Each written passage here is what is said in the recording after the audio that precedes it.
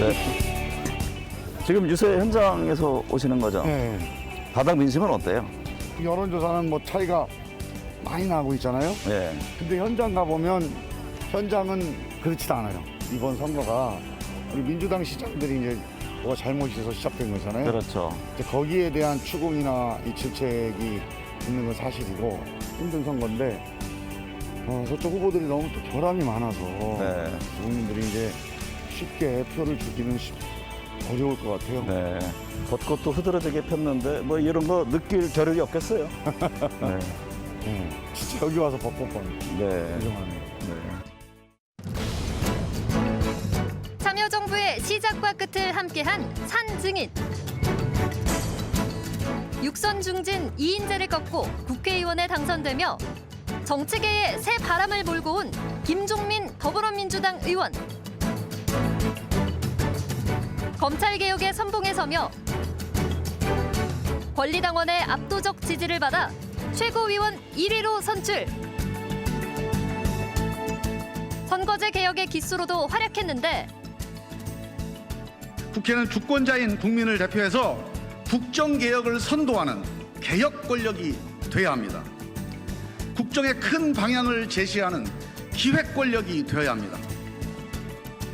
김종민 최고위원과 함께 정치권 혁신 방안에 대해 집중 분석합니다.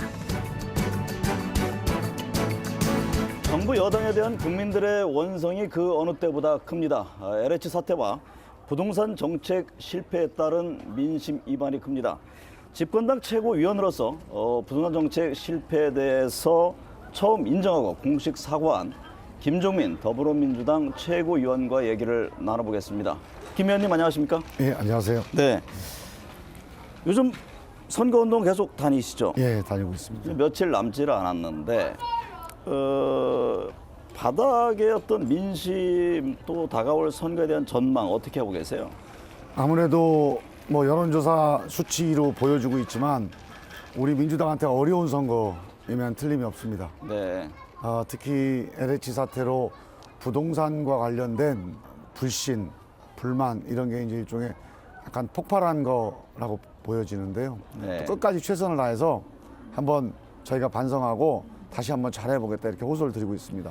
민심이 돌아선 배경에는 여러 가지 요인이 있을 겁니다. 김 최고위원이 집권여당 안에서 처음으로 부동산 정책에 대해서 사과를 했는데 무엇이 어디에서 잘못됐다고 보세요? 부동산 정책이요 참 어려운 문제입니다. 네. 부동산이라는 게 정책 하나 가지고 올라가고 내려가고 하는 문제가 아니거든요. 근데 항상 이게 늘 공급, 그래서 실수요자를 위한 정책 같이 가셔야 되거든요. 네. 그런 점에서 약간 이제 균형이 좀 부족했다는 점. 그리고 이제 뭐 전월세 문제 같은 경우도 전월세 상한제를 작년에 도입했단 말이죠. 네. 이 정책 방향은 좀 맞다고 봅니다. 그런데 아무리 옳은 정책이라도 변화를 하려면 이 현장에 있는 시장에 있는 수용자들이 받아들일 수 있는 절차를 가지고 네. 수용성을 감안해서 해나가야 되는데 가장 큰 문제였던 것이 전월세 신고제가 아직 확립이 안 돼 있는 상황입니다. 네. 정책 방향에 대한 문제점을 인식하고 계셨던 건가요? 그렇죠. 문제점도 인식하고 특히 정책 방향이 투기를 억제하는 방향이 뭐 잘못된 게 아니죠. 네. 실수요자를 위한 정책도 정책이 없는 건 아닙니다. 네. 문제는 이런 정책이 있음에도 불구하고 현장에서 폭등을 하고 있다는 거예요. 네. 그렇다면 우리 정책 가지고 좀 부족한 게 있구나, 문제가 있구나 라고 비상을 걸었어야 돼요. 네. 저는 이 점에서 자세나 우리의 태도가 좀 문제가 있었다고 보고, 그러니까 정책 책임자들은 결과에 책임을 지는 거예요. 네. 이 의도나 방향에 책임을 지는 게 아니고 이 결과에 대한 책임의식이 좀 부족했던 점, 이 점에 대해 정말 국민들한테 사과를 드리고. 정책과 함께 자세까지 말씀을 하셨는데 네. 그렇다면요, 그동안 정부가 추진해온 예를 들면 종합부동산세라든가 양도소득세, 공시지가 인상, 또 말씀하신 임대차 3법, 현재 추진해온 정책에 대한 수정 보완이 필요하다고 보십니까? 저는 정책도 정책 기조도 좀 바꿔야 되고요. 네. 세부 정책에 대해서도 좀 미세 조정이 필요할 거라고 봅니다. 저는 방향이 오라도 명분이 있어도 네. 현장에서 받아들이는 사람들이 야 이거 과도하다 이렇게 느끼면 그 정책은 부담이 되는 거죠. 네. 그래서 저는 지금 우리가 현진국가 목표를 맞춘다고 해서 한꺼번에 빠르게 올리는 게 이게 능사는 아니다. 네. 그래서 저는 방향은 맞는 방향이라도 그 수용하는 사람들, 그 감당하는 사람들이 마음속으로 승복할 수 있게 만드는 노력, 그런 합의의 노력들을 최대한 충분히 만들어가는 게 필요하다. 네. 모든 주택 세금을 올리는 게 아니고 오히려 1가구 1주택 실수요자들은 재산세를 낮춰주는 것도 한번 생각을 해봐야 돼요. 네. 그러니까 세제를 저는 강화하더라도 이런 기본 명분과 원칙을 가지고 수용성을 높이는 설계를 한번 고민해 볼 필요가 있지 않겠냐.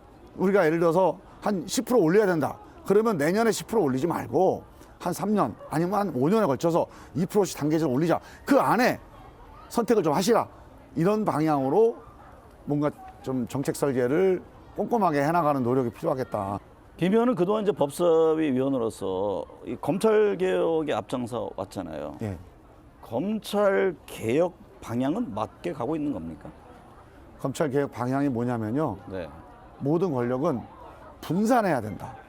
권력은 집중하면 안 된다. 네. 이게 검찰 개혁의 방향이에요. 네. 우리가 국민 주권이라고 얘기하잖아요. 수사권을 아예 떼어내는 것도 한때 얘기 나오다가 지금 그렇죠. 주춤했잖아요, 지금. 아니 주춤한 건 아니고요. 네. 아까 이제 국민 주권 말씀을 드렸는데 네. 국민이 권력의 주인이잖아요. 그래서 무조건 권력은 나눠야 됩니다. 그런데 검찰이 좀 수사권, 기소권, 그다음에 영장 청구권 다 권한을 독점하고 있다시피 하고 있어요. 이거 나누지 않으면 검찰이 권력의 주인이 됩니다. 네. 수사하고 기소 나누는 게 제1번 원칙입니다. 지금 이걸 놔두고서는 검찰이 수사를 하는 족족 국민들이 문제 제기를 하게 생겼어요. 네. 수사가 진행 안 됩니다, 앞으로도. 그래서 욕심 부릴 필요가 없어요. 네. 검찰이 갖고 있다고 되는 게 아닙니다. 정치적 해석 그렇죠. 이미 있을 수 있다. 네. 그 사정권에 들어와 있습니다. 어차피 수사 기소는 분리해야 됩니다. 이게 글로벌 스탠다드예요. 수사를 분리하되 그 수사기관을 검찰이 법적 어떤 전문성을 가지고 좀 감시 감독하자, 네. 통제하자 이런 방식으로 빨리 가야 된다는 거죠. 네.